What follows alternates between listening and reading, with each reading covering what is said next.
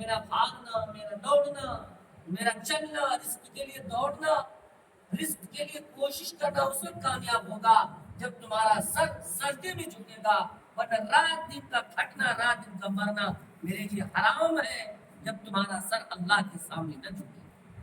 دیکھیں آدمی کو رزق کی تلاش میں کہاں کہاں جانے دے رہے ہیں، کہاں کہاں لوگ چیخ رہا ہے، چلا رہا، پریشان حال ہے، ادھر سے ادھر سے نماز آزان، نماز کے لیے کانوں میں پڑ رہی ہے آواز، لیکن اپنے کام میں ہم لگے ہوئے ہیں، اپنے کام میں لگے ہوئے ہیں، لیکن وہ رب جو رزق بانٹ رہا ہے اس کی طرف پر آنے کی ہم کو توفیق ہی نہیں ہو رہی۔ یہ کیوں؟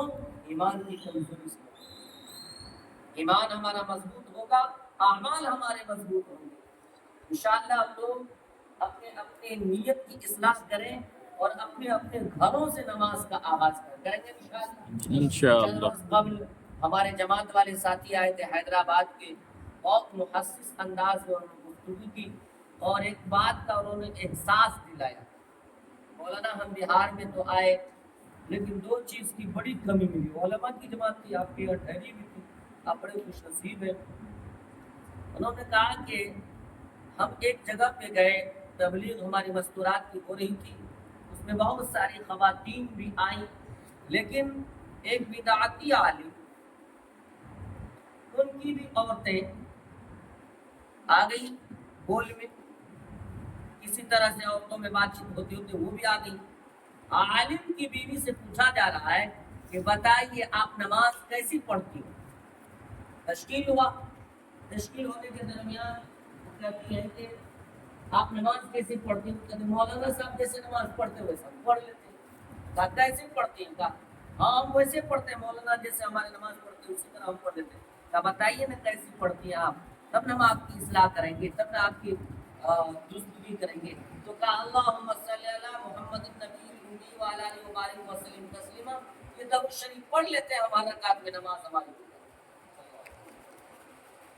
میرے دوستو یہ احساس دلانے کا ایک جماعت اگر دنیا میں کوئی ہے یہی ہے دعوت التبلیغ والی جماعت ہے۔ انسان کو احساس دلاتا ہے، آئینہ دکھاتا ہے کہ آپ اور ہم کہاں تک ہیں۔ آج ہم نماز پڑھ رہے ہیں اور ہماری بیوی کا تحیات درست نہیں ہے، دعا قنوت درست نہیں ہے، تشہد درست نہیں ہے، ہماری اولاد نہیں ہے۔ یہ کب ہوگا؟ جب ہم خود چل کر کے سیکھیں گے۔ انشاءاللہ ہم لوگ اس کام کے لیے نکلیں گے اللہ کے راستے میں انشاءاللہ۔ دوستو میں یہ شعر بارہا پڑھا کرتا ہوں، بارہا اوڑھ کر مٹی کی چادر ہم فنا ہو جائیں گے، ایک دن آئے گا کہ ہم سب بے نشاں ہو جائیں گے۔ وہ اولاد جس کے لیے ہم کوٹھی بنا رہے ہیں، وہ اولاد جس کے لیے بلڈنگ بنا رہے ہیں، خدا کی قسم کبھی آپ کے قبر پر جا کر سورہ فاتحہ تک نہیں پڑھے گا۔ کبھی احساس کیجیے اپنے باپ کے مرنے کے بعد کہ ہم اپنے باپ کی قبروں پر کتنی مرتبہ گئے ہیں۔ اگر گئے ہوں گے تو ہمارا بھی دل گواہ دے گا، ہمارا ضمیر بھی گواہ دے گا کہ کل انشاءاللہ آنے والے ہماری اولاد بھی جائے گی، لیکن ہمارا کیجیے کہ ہم اپنے باپ کے قبروں پر نہیں جا رہے۔ کبھی آپ اپنے آپ پہ غور کیجیے کہ اپنے اولاد کے لیے ایک بسکٹ کے لیے، ایک تیل کے لیے، 1 کلو اناج کے لیے آپ نے کتنی بھاگ اور دوڑ کر کی کوشش کر کے اس کے لیے اکٹھا کیا ہوگا۔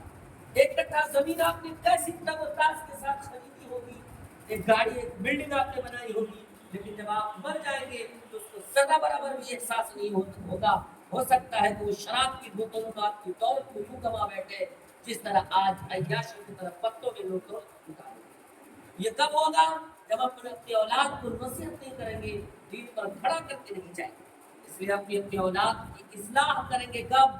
جب ہم دین کی تبلیغ اپنے گھر میں کریں گے۔ اللہ سے دعا کیجیے کہ اللہ پاک ہم سب کو اپنے اہل و عیال کی تبلیغ کی فکر نصیب عطا فرمائے۔ آج ہم میں سے ہر آدمی ایک دوسرے کی طرف فکر مند ہے، لیکن ہمارا گھر اس سے خالی ہے۔ لیکن کہانیاں سننے سے ہمیشہ انسان کو نفع ہی پہنچتا ہے۔ اپنے گھر میں کہیں گے، اپنے رشتہ داروں میں کہیں گے، چلتے چلتے کہیں گے۔ ہاں، کہانیاں سننے سے اللہ تعالیٰ ہم سب کو ضرور عمل کا جذبہ دے گا۔ اللہ ہم سب کو بالکل توفیق فرمائے۔ وآخر دعوانا الحمدللہ رب العالمین۔